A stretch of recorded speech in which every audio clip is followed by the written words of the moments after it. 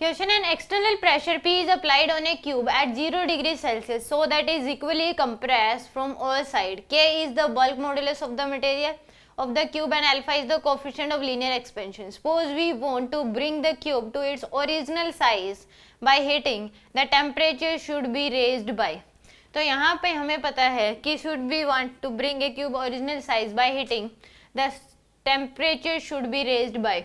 तो यहाँ पे हमें पता है कि बल्क मॉड्यूलस जो होता है, बल्क मॉड्यूलस ने क्या दे रखा है, के दे रखा है, तो इसको के लिख लो, ऐसे बी से डिनोट करते हैं. के इक्वल टू जो होता है minus P delta V by V के बराबर होता है. माइनस साइन इस बात को डिपेंड कर, माइनस साइन इस बात को इंडिकेट करता है कि प्रेशर अगर आप बढ़ाओगे तो वॉल्यूम क्या होता है, डिक्रीज. तो यहाँ से एक माइनस साइन और जनरेट होगा, ये ओवरऑल जो है पॉजिटिव हो जाएगा. और बल्क मॉड्यूलस ऑलवेज पॉजिटिव होता है. बल्क मॉड्यूलस क्या होता है, ऑलवेज पॉजिटिव. माइनस साइन लगता है कि प्रेशर इंक्रीज करोगे तो वॉल्यूम क्या हो जाएगा, डिक्रीज. तो यहाँ से एक और माइनस साइन जनरेट होगा, ओवरऑल क्या हो जाएगा, प्लस. अगर वॉल्यूम बढ़ रहा तो प्रेशर कम होगा.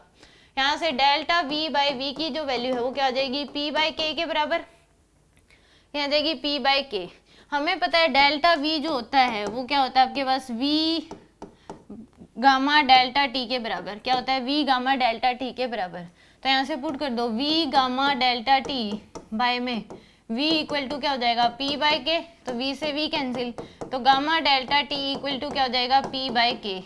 हमें बताना है डेल्टा t. तो डेल्टा t की जो वैल्यू है वो क्या हो जाएगी, p बाय में गामा k के बराबर. p बाय में गामा k.